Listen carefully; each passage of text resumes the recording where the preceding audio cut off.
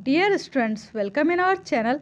इस वीडियो में हम सीखने वाले हैं class 12th subject chemistry unit number 7 P block elements के बारे में। यहाँ पर हम देखने वाले हैं ऑक्सी एसिड्स ऑफ सल्फर, यानी कि सल्फर के ऑक्सी एसिड्स कौन कौन से हैं, उनके क्या नाम है और उनके क्या फॉर्मूला है और स्ट्रक्चर किस टाइप की होती है। तो आइए सीखते हैं।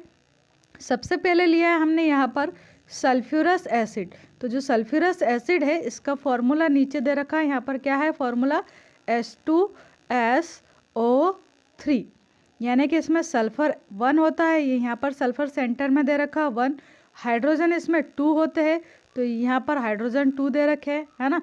और ऑक्सीजन कितने हैं, तो ऑक्सीजन यहाँ पर 3 ऑक्सीजन है, तो 3 ऑक्सीजन्स यहाँ पर दे रखे हैं, ये है 3 ऑक्सीजन।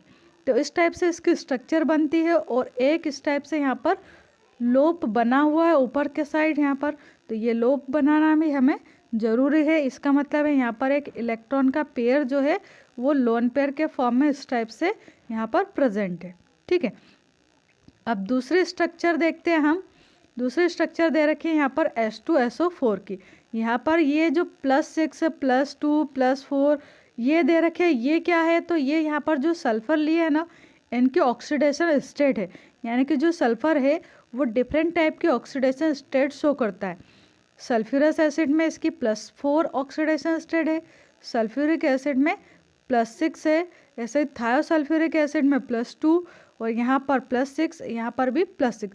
इस टाइप से जो सल्फ़र है वो +2 कभी +4 कभी +6 ऑक्सीडेशन स्टेट को शो करता है। तो ये क्या है, यहाँ पर ऑक्सीडेशन स्टेट है।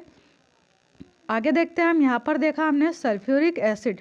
तो सल्फ्यूरिक एसिड का फॉर्मूला क्या है, यहाँ पर H2SO4 है, यानी कि यहाँ पर हाइड्रोजन 2 है, ऑक्सीजन 4 है और बीच में क्या है, यहाँ पर सल्फ़र है। तो ये सल्फ़र है, यहाँ पर ऑक्सीजन 4 ऑक्सीजन जुड़े हुए हैं इससे, है ना, 4 साइड, और 2 यहाँ पर हाइड्रोजन है ये। तो यहाँ पर यानी कि 2 OH ग्रुप है और 2 यहाँ पर O ग्रुप आपस में जुड़े हुए। जो ऑक्सीजन है ये डबल बॉन्ड से जुड़े हैं यहाँ पर, और जो OH ग्रुप है ये सिंगल बॉन्ड से यहाँ पर जुड़े हुए। इसी टाइप से थायोसल्फ्यूरिक एसिड दे रखा है। फॉर्मूला अगर देखें इसका तो क्या है, H2SO3। जब भी जो सल्फ़र है वो H2 के फॉर्म में हो, मतलब सल्फ़र अगर 2 सल्फ़र आपस में यहाँ पर जुड़े हैं तो इसे हम बोलते हैं थायो ग्रुप, और ये सल्फ्यूरिक एसिड है इसलिए थायोसल्फ्यूरिक एसिड। तो स्ट्रक्चर क्या है, यहाँ पर भी 2 OH ग्रुप जुड़े हैं और यहाँ पर एक ऑक्सीजन जुड़ा है, मतलब इतनी स्ट्रक्चर जो है वो सल्फ्यूरिक एसिड के जैसी ही है। यहाँ पर ऑक्सीजन है और यहाँ पर सल्फ़र है। तो ऐसे आप सिमिलरिटी और डिफरेंस देख के इनको याद रख सकते हैं। ऐसे यहाँ पर जो था वो लोप था, कुछ भी नहीं था यहाँ, है ना, यहाँ पर कुछ भी नहीं, यहाँ ऑक्सीजन है और यहाँ पर सल्फ़र जुड़ा हुआ है। ऐसे ही नेक्स्ट देखते हैं हम पायरोसल्फ्यूरिक एसिड की स्ट्रक्चर। तो जो पायरोसल्फ्यूरिक एसिड है इसमें यहाँ पर 2 जो सल्फ़र है वो आपस में ऑक्सीजन बॉन्ड के थ्रू जुड़े हुए रहते हैं। किसके थ्रू जुड़े हैं, यहाँ ऑक्सीजन बॉन्ड के थ्रू, यानी कि यहाँ पर बीच में सेंटर में ऑक्सीजन है और फिर साइड से यहाँ पर बॉन्ड है। 2 ऑक्सीजन यहाँ पर ऊपर है, 2 ऐसे साइड से नीचे है और एक एक यहाँ पर दोनों सल्फ़र के पास में OH ग्रुप है। ऐसे ही नेक्स्ट है पर ऑक्सी सल्फ्यूरिक एसिड, जिसे हम मार्शल एसिड भी कहते हैं। तो मार्शल एसिड का फॉर्मूला क्या है, यहाँ पर 2 सल्फ़र ग्रुप आपस में 2 ऑक्सीजन के थ्रू जुड़े रहते हैं, यानी कि 2 ऑक्सीजन यहाँ पर एक तरह से ब्रिज का काम कर रहे हैं। और इसके अलावा ऊपर यहाँ पर OO ग्रुप है, यहाँ साइड से भी O है और यहाँ पर OH ग्रुप यहाँ पर जुड़े हुए। तो इस टाइप से है ये स्ट्रक्चर यहाँ पर सल्फ्यूरिक एसिड्स की। ये हमने देखे 5 oxy acids of sulphuric acid. अब नेक्स्ट क्वेश्चन देखते हैं हम यहाँ पर। अब यहाँ पर हम सीखते हैं जो जीनोन है वो किस टाइप से फ्लोरीन से रिएक्शन करके जीनोन के फ्लोराइड से बनाता है। वैसे तो जो जीनोन है वो क्या है, यहाँ पर एक नोबल गैस होती है। वैसे तो जीनोन को नोबल गैस होने के कारण किसी टाइप से कंपाउंड से नहीं बनाना चाहिए, यानी कि इसे एटॉमिक फॉर्म में रहना चाहिए। बट जो जीनोन है ना, इसकी जो एनर्जी है यानी कि आयनाइजेशन जो एनर्जी होती है वो काफ़ी लो होती है, और इस कारण से ये जीनोन जो है वो फ्लोरीन के साथ रिएक्शन कर लेता है और जीनोन के फ्लोराइड्स बनाता है। कौन कौन से फ्लोराइड्स बनाता है यहाँ पर, तो ये 3 टाइप के फ्लोराइड्स मेनली यहाँ पर जिनोन बनाता है अलग अलग कंडीशंस में। कौन से है ये, तो फर्स्ट है यहाँ पर जिनोन का F2 दे रखा है, यानी कि XeF2 यानी जिनोन का डाइफ्लोराइड। ऐसे ही यहाँ पर XeF4 है, यानी कि ये जिनोन का टेट्राफ्लोराइड है।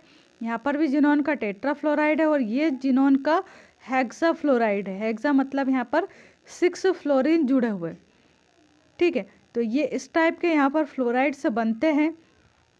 कैसे बनते हैं ये, तो जब जिनोन की जो फ्लोरीन है इसके साथ डायरेक्ट रिएक्शन करवाई जाती है, यानी कि डायरेक्ट कॉम्बिनेशन करवाया जाता है, तो यहाँ पर जिनोन के फ्लोराइड्स बनते हैं। अब इसके लिए हमें कुछ डिफरेंट टाइप की कंडीशंस रखनी पड़ती है, जैसे टेम्परेचर फिक्स रखना पड़ता है, प्रेशर फिक्स रखना पड़ता है, जो फ्लोरीन है उसका रेशियो फिक्स रखना पड़ता है, तब जाके हमें अलग अलग टाइप के यहाँ पर जिनोन के डाई, टेट्रा या हेक्सा टाइप के फ्लोराइड्स मिलते हैं। तो सीखते हैं हम यहाँ पर किस टाइप से जिनोन के डाइफ्लोराइड, टेट्राफ्लोराइड और हेक्साफ्लोराइड्स बनते हैं।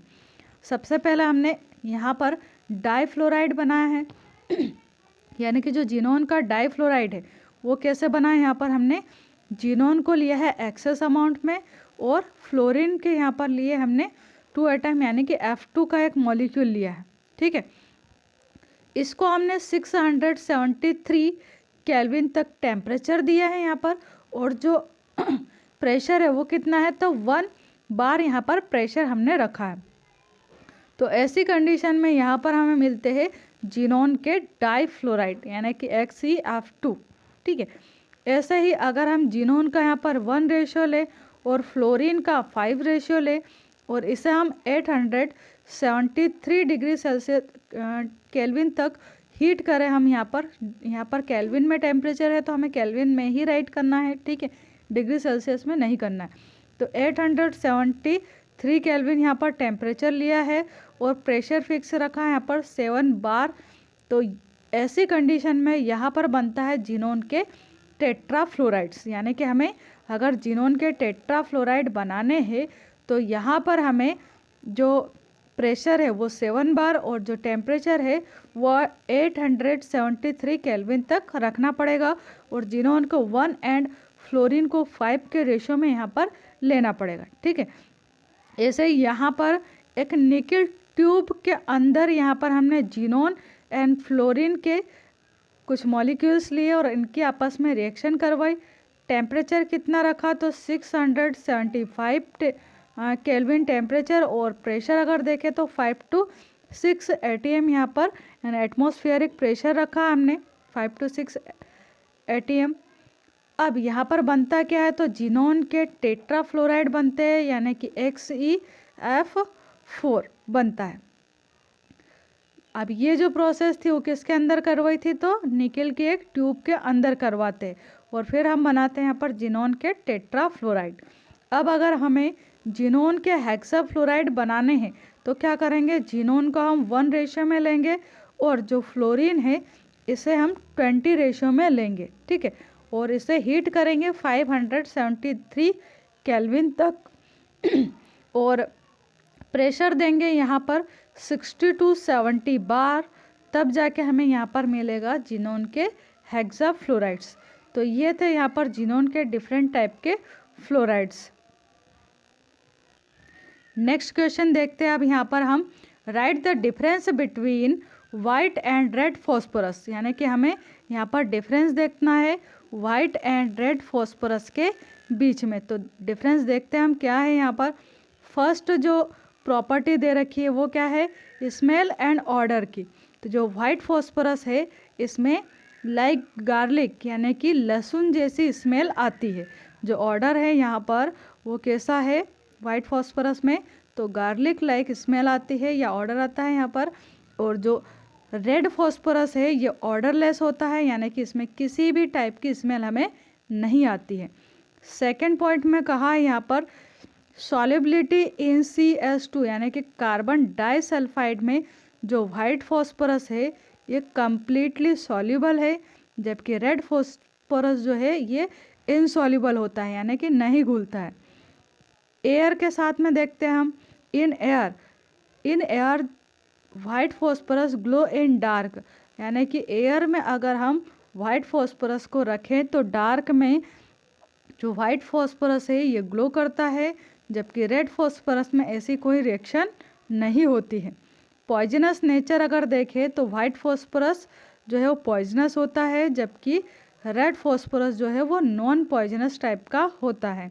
रिएक्टिविटी अगर देखें तो जो वाइट वाला फॉस्फोरस है इसकी रिएक्टिविटी वेरी रिएक्टिव होता है ये, और रेड फॉस्फोरस जो है वो लेस रिएक्टिव होता है, यानी कि थोड़ा कम रिएक्टिव है ये, और वाइट फॉस्फोरस जो है वो बहुत ही ज़्यादा रिएक्टिव होता है।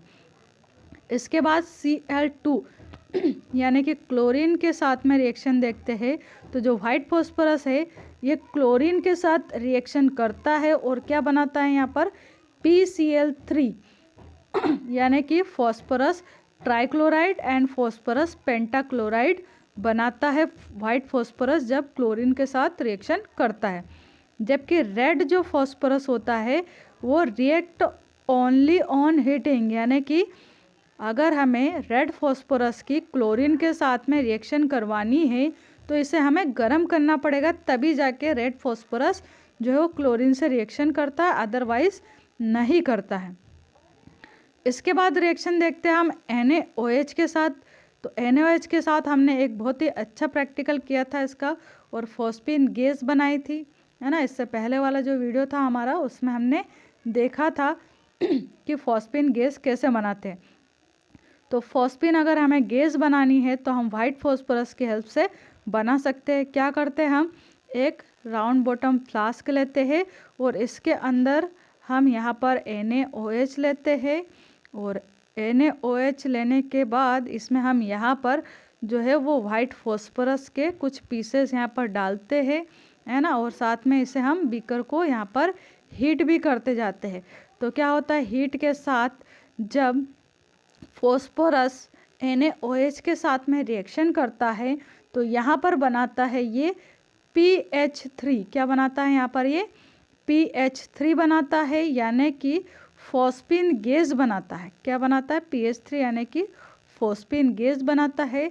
और ये जो गैस है इसका यूज़ हम जो सी है यानी कि समुद्र है उसमें जो दूर से जहाज आते रहते हैं उनको नाइट में सिग्नल देने के लिए फॉस्फीन गैस का यूज़ किया जाता है, और इसे ही कहा जाता है होल्म्स सिग्नल, यानी कि लाइट के थ्रू जो सिग्नल्स दिए जाते हैं फॉस्फीन गैस के थ्रू, इन्हें कहा जाता है होल्म्स सिग्नल। जबकि यहाँ पर जो रेड फॉस्फोरस है वो इस टाइप की कोई फॉस्फीन गैस को यहाँ पर नहीं बनाता है यानी कि रेड फॉस्फोरस में फॉस्फीन गैस बनाने की यहाँ पर एबिलिटी नहीं होती है। क्यों नहीं होती, क्योंकि जो रेड फॉस्फोरस है ये NaOH से किसी टाइप की रिएक्शन नहीं करता है। ठीक है, तो ये हमने पॉइंट देखे। एक बार शॉर्ट में यहाँ पर डिफरेंस हम रिवाइज कर लेते हैं। स्मेल वाइट फॉस्फोरस में कैसी है स्मेल, तो गार्लिक लाइक, और रेड में ऑर्डरलेस। सॉलिबिलिटी CS2 के साथ ये कम्प्लीटली सॉल्युबल है और ये इनसॉल्युबल है। ग्लो इन एयर यानी कि वाइट जो फॉस्फोरस है वो ग्लो करता है डार्क में, है ना, एयर के प्रेजेंस में, जबकि रेड फॉस्फोरस कोई रिएक्शन नहीं करता है।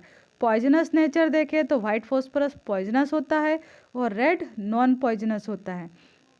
रिएक्टिविटी देखें तो वाइट फॉस्फोरस रिएक्टिव होता है, वेरी रिएक्टिव, एंड ये रेड वाला लेस रिएक्टिव होता है।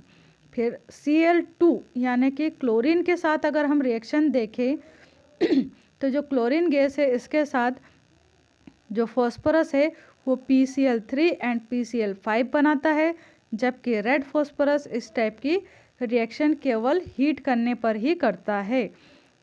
NaOH के साथ डिज़ोल्व करके अगर देखें हम तो वाइट फॉस्फोरस NaOH के साथ गर्म करने के साथ डिज़ोल्व होता है और PH3 यानी कि फॉस्फीन गैस को रिलीज़ करता है, जिसका यूज़ हम समुद्र में आ रहे जहाज को नाइट में सिग्नल देने के लिए यूज़ करते हैं। जबकि रेड फॉस्फोरस में NaOH के साथ कोई रिएक्शन नहीं होती है। तो इस टाइप से हमने यहाँ पर 3 इम्पोर्टेंट क्वेश्चंस समझे, और ये तीनों ही क्वेश्चन एग्ज़ाम्स के लिए वेरी इंपॉर्टेंट है, तो आप इनको अच्छे से रिवाइज करें और लर्न करें। Thank you so much for watching this video. Thank you.